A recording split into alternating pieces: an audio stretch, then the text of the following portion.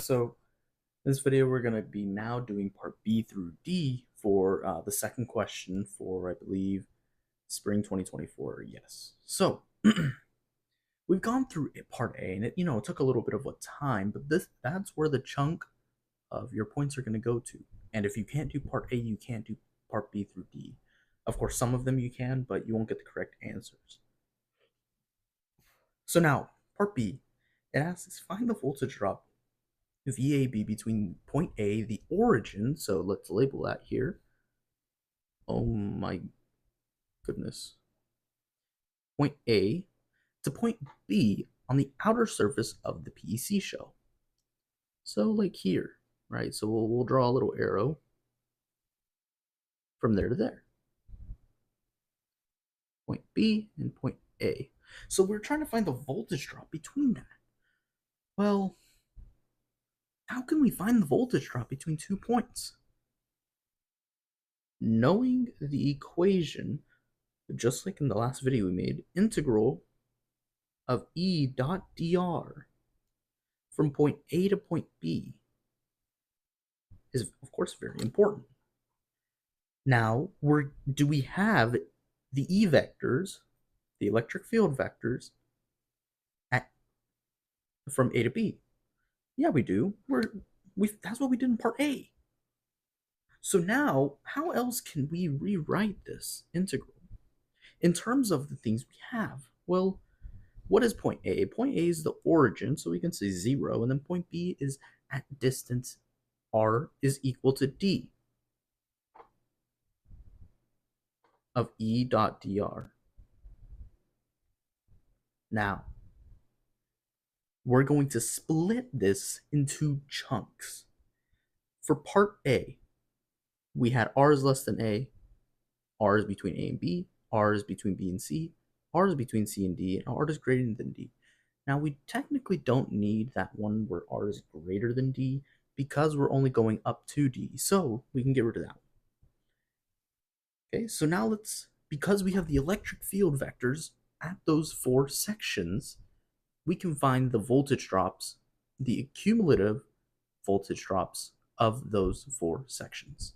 So what can we do? Well, that means we can take the integral from origin to point A of E, and what did I name it?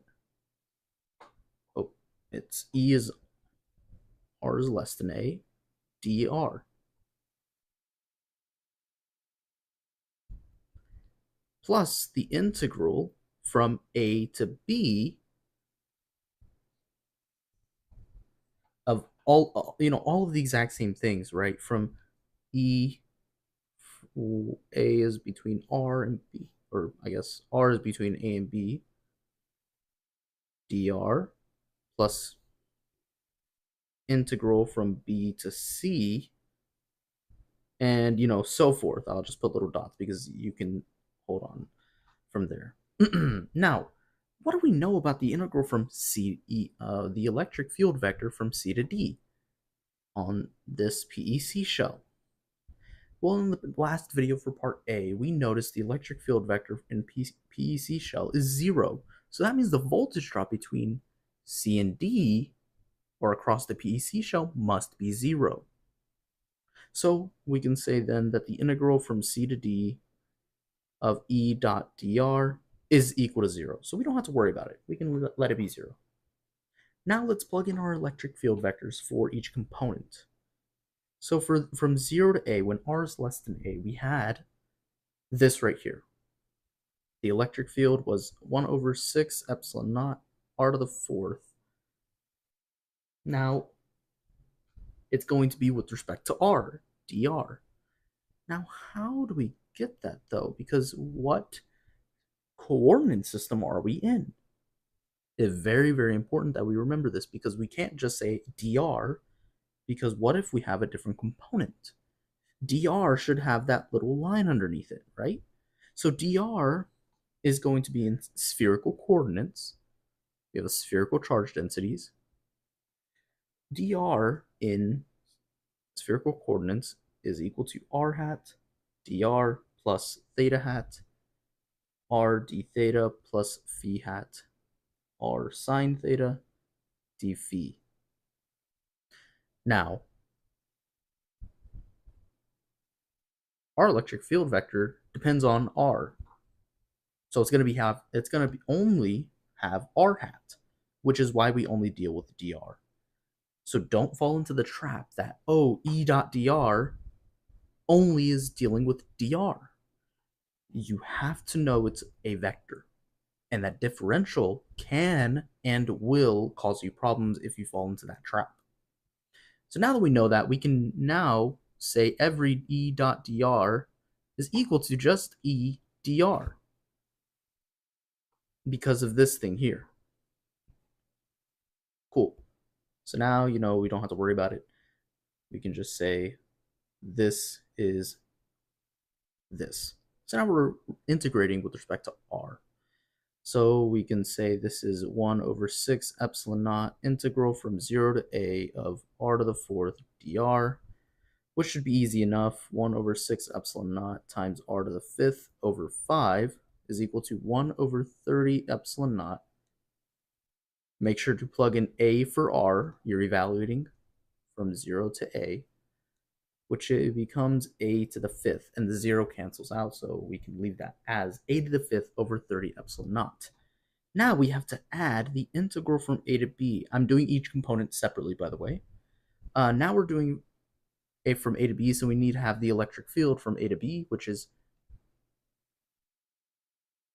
Oh, I guess this was from a different... This is when I first did it. So you can see some of the errors I made here when I first did this problem. Don't make these errors. We are using this one here, which is a to the 6th over 6 epsilon naught r squared. So a to the 6th over 6 epsilon naught r squared, I believe. Yes. Okay, and again, dr.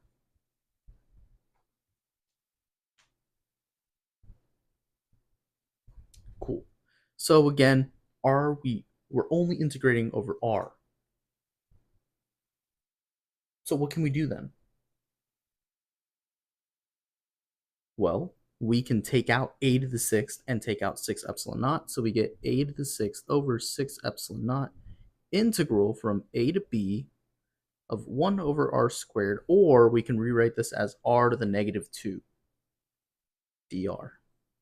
R to the negative 2 becomes, the integral of r to the negative 2 is negative 1 over r. Now you evaluate this from a to b, you get negative 1 over b minus a negative 1 over a, or 1 over a minus 1 over b.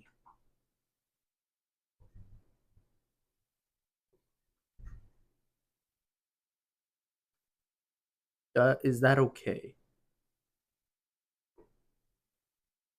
Hopefully it is.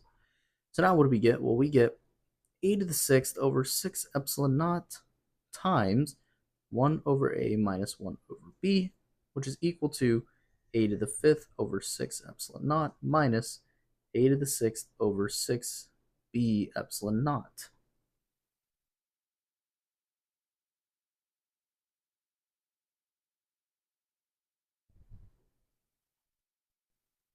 Now that we have that here, right, we have this one and we have this one, now we need to add the integral from b to c.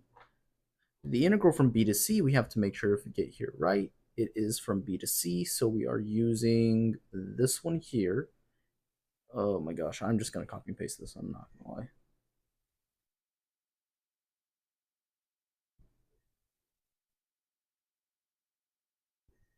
No, no, wait, hold on.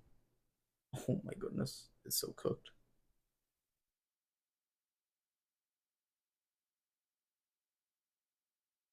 Sorry for my poor technical skills. Oh my goodness.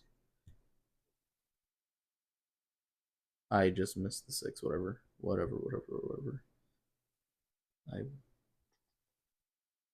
Okay, there was a 6 in the denominator here. Okay, finally, oh my goodness. dr, good enough. So what can we do here? Well, we can integrate, or we can factor out a 1 over r squared, so everything will come on the outside. So we'll have a to the sixth over 6 epsilon naught plus rho s naught b squared over epsilon naught integral from b to c of 1 over r squared again. And again, this can be r to the negative 2, which becomes negative 1 over r. So what do we have? Well, we have a to the sixth over 6 epsilon naught plus rho s naught b squared over epsilon naught. And this becomes, this one was 1 over a minus 1 over b, so this should be 1 over b minus 1 over c. All right. That should be right, and I'll check just in case. All right, so that looks good. Now we have to, of course, add them up. So our answer to part B over here, we'll put the answer to part B, we'll put VAB will be equal to, of course, the addition of all of these together. So we have a to the fifth over 30 epsilon naught, and of course there's things that you can factor out. I'm not going to worry about that. I'm just going to put down the answer. 6 epsilon naught minus a to the sixth, 6b epsilon naught. And then this thing right here.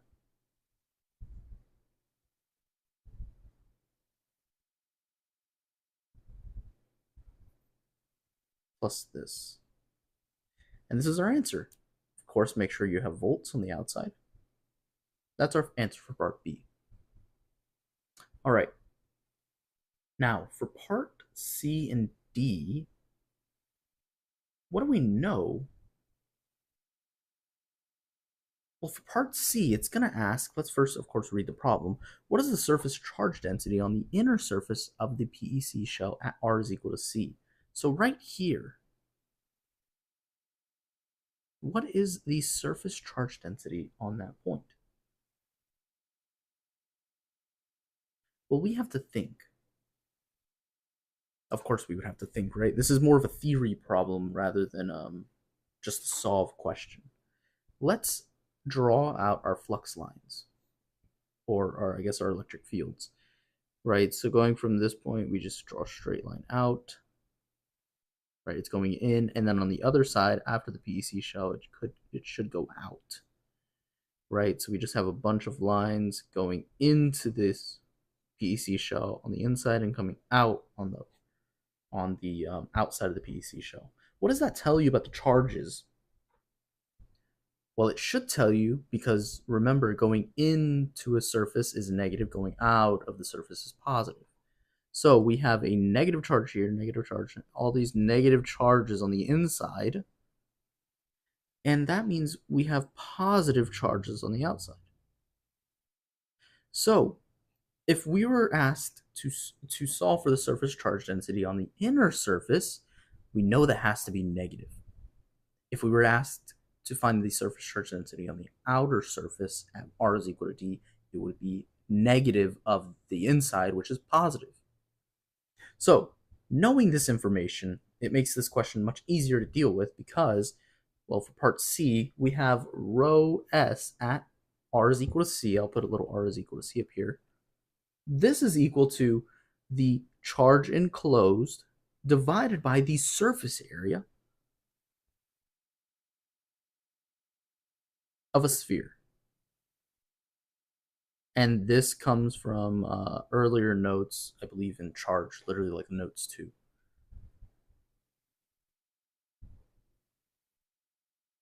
All right. So now we want to find the rho s at R is equal to C. What is, and of course you have to have a negative on the outside, right? Because we're on the inside. What is Q enclosed? At R is equal to C, what is the charge that's enclosed? So one way I like to think about it is if I'm sitting on this ledge and I'm looking into the sphere, what charges do I see? Well, I see this rho S0 charge, and I also see this rho V charge. So I have charges, both rho S0 and rho V. Of course, we already know this. We already know what the charges are going to be at C because we've done this before, right? It's right here. The Q enclosed at point C is that. So what are we going to do? We're just going to copy and paste it. Everything stems from part A.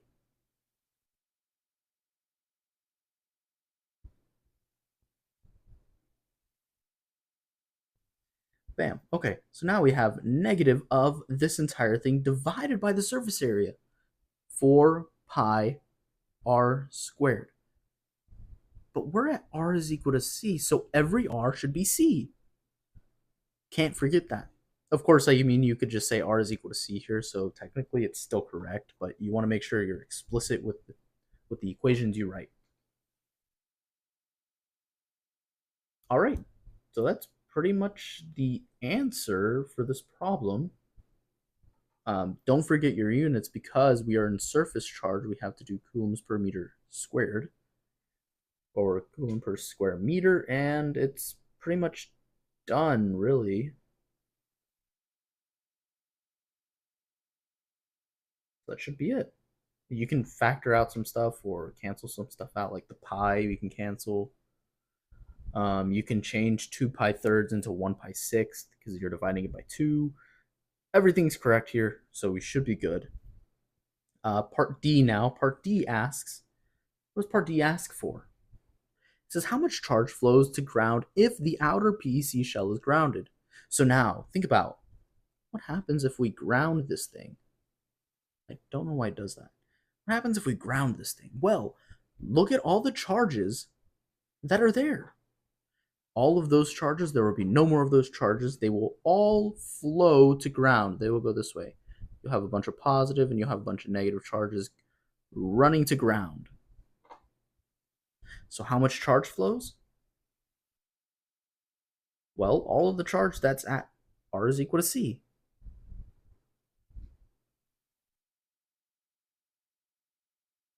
And what is the charge at R is equal to C? Well, that's here. That's the charge enclosed at this point here. So again, we'll just copy and paste it over. You just say Q